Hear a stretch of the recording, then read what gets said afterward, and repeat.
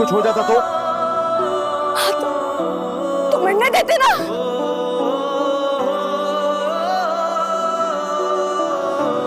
तुम्हें कुछ नहीं होने दूंगा।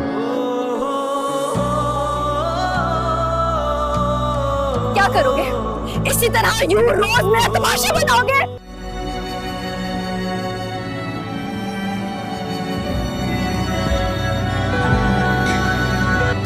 चलो मैं तुम्हें ड्रॉप करूं। मैं जिस तरह से आई थी ना, खुद जा सकती हूँ। प्लीज मुझे समझने की कोशिश करो। अगर तुम्हारे बारे में कोई बुरा कहता है तो मुझसे नहीं सहा जाता।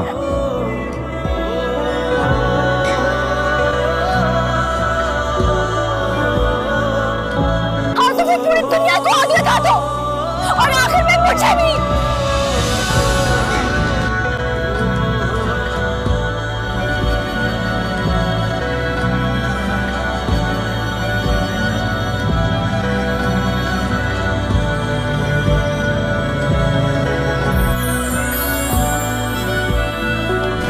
मुझे मैं फांसी पे ही क्यों न चढ़ जाऊं? आप सबने बहन का ख्याल रखना है।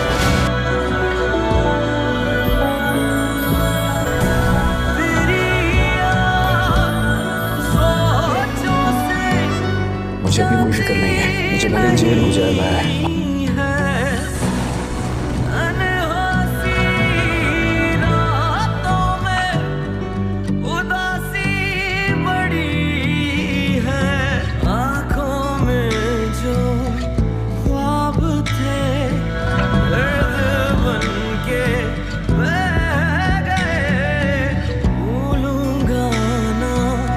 शबरेज, तुम्हें तो बुखार हो रहा है।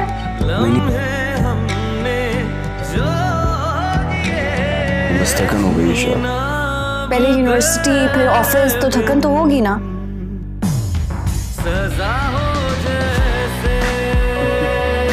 कुछ दिनों की बात है, फिर मुझे आदत हो जाएगी।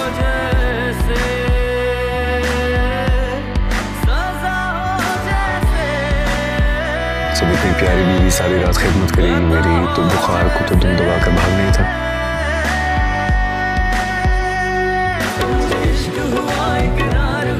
आज मेरे यूनिवर्सिटी जाने का दिन नहीं।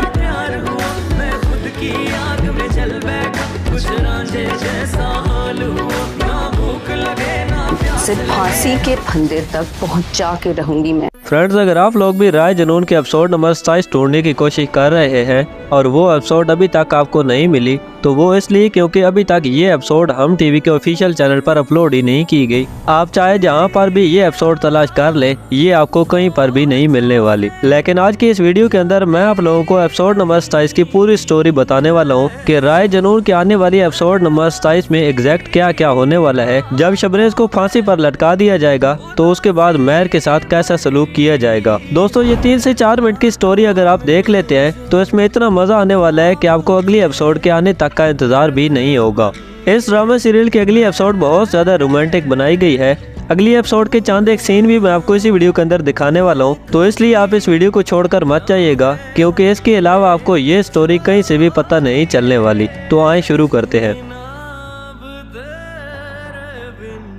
दोस्तों, ड्रामा सीरियल राय जुनून की अगली एपिसोड में शबरेज जेल काट रहा होगा, जहां पर शबरेज के साथ 2 कैदी और भी वहां पर मौजूद होंगे। अब अगली एपिसोड में ये दोनों कैदी शबरेज से सवाल पूछेंगे कि तुम किस जुर्म में कैद हुए हो, तो शबरेज बोलेगा कि मैंने एक कत्ल किया है और मैं कत्ल के जुर्म में कैद हुआ हूँ। इसके बाद अब यहाँ पर शबरेज से मिलने महर आएगी और शबरेज और महर के बीच काफ़ी ज़्यादा बातें होंगी। महर कहेगी कि शबरेज, ये तुमने क्या किया है? कत्ल तो मैंने किया था और मैं कल कोर्ट में गवाही दूंगी कि ये कत्ल मैंने किया है। अब आगे से शबरेज बोलता है कि तुम ऐसा कुछ भी नहीं करोगी, ये कत्ल मैंने किया है और ये मैं इंस्पेक्टर को बता भी चुका हूँ। अब यहाँ पर महर काफ़ी ज़्यादा रोना शुरू कर देगी और उसे देखकर शबरेज भी रोने लगेगा और शबरेज बोलेगा कि महर, मैं तुम्हें आखिरी सांस तक कुछ भी नहीं होने दूंगा।